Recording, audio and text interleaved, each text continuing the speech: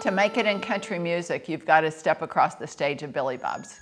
Welcome to our program. Welcome to Billy Bob's. Thank you very much, Billy Bob. Merle Haggard, George Strait. Every time I get off that stage, I'm exhausted. Just because we leave it all out there every time I play here at Billy Bob's. For more than half a century, this was a bustling center of commerce and industry for Fort Worth. Businesses thrived and some 10,000 people lived comfortably. But time and technology changed. 2 meatpacking plants closed, along with other businesses. 8,000 people were out of work, and the Stockyards operation is only a shadow of its former greatness. What is left is one of the highest concentrations of unemployment and decay in Tarrant County. I saw the Stockyards in '74, and I fell in love with it the first time. I'd been working with Willie Nelson down in Austin, and we had the idea of building the biggest honky tonk in Austin. I went back to the idea, and I was here in Fort Worth, and I just thought that Billy Bob's is the Stockyards. I thought the best place in the world to put the biggest nightclub in the world is in the Fort Worth Stockyards, in the wild, wild west. A century has passed since cattle were herded down this dusty part of the Chisholm Trail, and the West is still alive here in the Fort Worth Stockyards. I hadn't planned on drinking beer today, but since it's cold, you don't mind. In '81, everybody's coming out of disco and kind of finding their new range, and everybody wanted to be J.R. Ewing from Dallas, and Gillies, everybody wanted to be Bud and Sissy and ride the mechanical bull. But Billy Bob will be bigger and better than Gillies was. It happened to be 100,000 square feet. And when Willie and I started talking about it, the building we looked at was 18,000 feet, so he got a little larger. Billy Bob's, Texas. It's supposed to be the world's largest nightclub. Its owner, Billy Bob, isn't exactly small either. The club's not scheduled to open until April, and there's a lot of work to do before then. Well, we're going to have a Western store. We're going to have a photographic shop. We're going to have live bull riding. Billy Bob come and got me and asked me, he said, can you build a bull riding pen in this building? And he showed me the old sail ring. I said, hell yeah, let's rock. And everyone thought we was nuts. And we probably was, but we got away with it. Gillies was 47,000 square feet.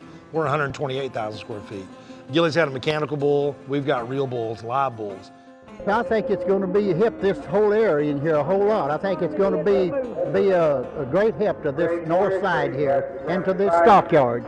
With all of that in mind and so much work left to do, I wondered, will they meet the finish date? You want to gamble? We'll make it back first.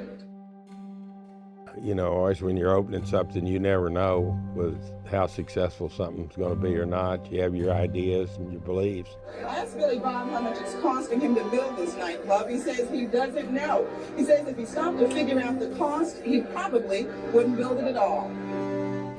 I said, Billy, I really don't know where the big deal like that go over in the Fort Worth Stockyards, because the best clubs you can go down there on Friday or Saturday night, they might be 2 couples. And you put your money there, so you must believe. But you never know until you know. Billy Bob's open April 1, '81, April Fool's Day, and Billy Bob didn't know if they were going to be ready. So he was prepared to go, April Fool's, we're opening tomorrow. Basically, he opened. Please hold your ticket in the left hand so you can see Whalen as you walk through the door. Billy Bob's Texas, the country and western nightclub the owners are calling the largest in the world, is open to the general public for the first time tonight. All of a sudden, I've seen car after car after car. A little bit later, here come 2 or 3 fire trucks. The red lights were bang, bang, bang. And I said, oh, hell. They got a fire down there in the kitchen now and burned part of the place up. He said, yeah, they did, but it wasn't no fire. We had this whole building too occupied with people, customers. There you go. He was right 100 times, and I was wrong.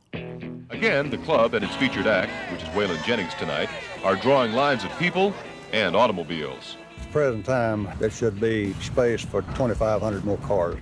The line actually went down to the Exchange Street and turned right and went to the Swift building and turned toward downtown. I said, we'll never get everybody in this building. I walk around this place and it was massive, you know, bull riding in one area. They had an oyster bar, they had the gift shop, they had a boot shop, they had a hamburger place and a Mexican restaurant. I'd never seen anything like this before. There's 30-something bars. I mean, this thing blew up so big, it was such an enormous success from day one. There were so many people. They were putting 5,000 people in here on a Tuesday. It was the heyday of Nashville country music. And of course, Willie, Waylon, Merle, Jerry Jeff Walker, Peter Frampton, Hank Williams Jr.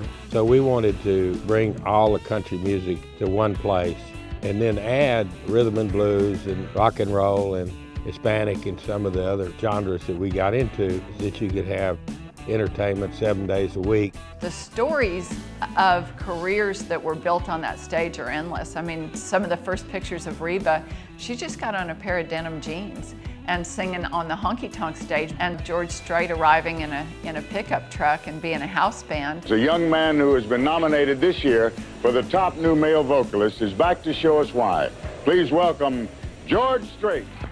Pulled right up to the back of Billy Bob's and walked in the big green room there, the dressing room. We go, wow, this is also the biggest dressing room I've ever seen.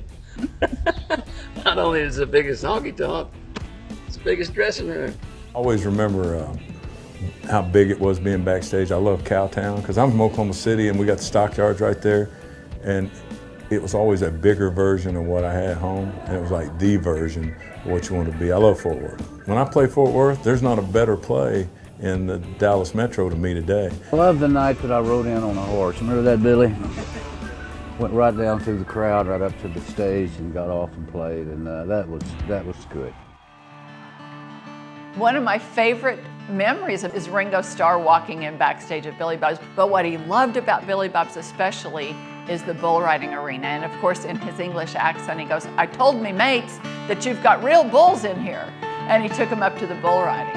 These are professional rodeo athletes who pay an entry fee and ride for top dollars each week. Don't miss it. I'll be looking for you. Current and former world champions compete here regularly, and the bullfighters and rodeo clowns add to the excitement. Yeah, I think the bull riding, it really brings the authenticity out. It brings back a lot of memories for a lot of cowboys. We had a t-shirt made that said real balls, not steel balls.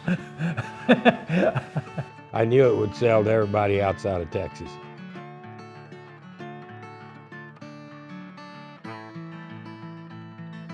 I know he's a successful businessman and everything, but I'm telling you, those boys were wild. Billy Bob, he'd be raising hell. He's whining and dining, politician. And man, he didn't take no for an answer. Billy Bob inflated the country music price, I'm telling you, because if somebody told him no at $30,000, he'd go, well, give him 50, or give him 2 days, or whatever. But he got everybody he wanted, and it's been that way ever since. Middle of 1981, Billy Bob's out drinking with this girl. She said, hey, you ought to get Bob Hope to come play Billy Bob's. Billy Bob goes, I can't go with Bob Hope. And the girl goes, I can. So she goes to a payphone and calls Bob Hope. Hey, I heard you got a new beer joint in Fort Worth. I ought to come play sometime. He goes, how about New Year's Eve? He goes, all right, send me a contract. He goes, holy shit, I just got Bob Hope. Drink, drink, drink, drink, drink, drink. I said, well, if Bob Hope, we have to have somebody open for Bob Hope. I said, well, let's get Johnny Cash. And so we got a hold of Johnny and got him booked. He goes, man, I gotta have an opener. Billy Bob goes and calls Chuck Berry. Well, what about Chuck Berry? So we booked Chuck. Passes out, wakes up the next morning, he goes, man, he goes, I think I booked Bob Hope, Chuck Berry, and Johnny Cash last night. I think we, on New Year's Eve, we finally, by all the talent cost, we broke even. So it wasn't a good business move, but we're talking about it today.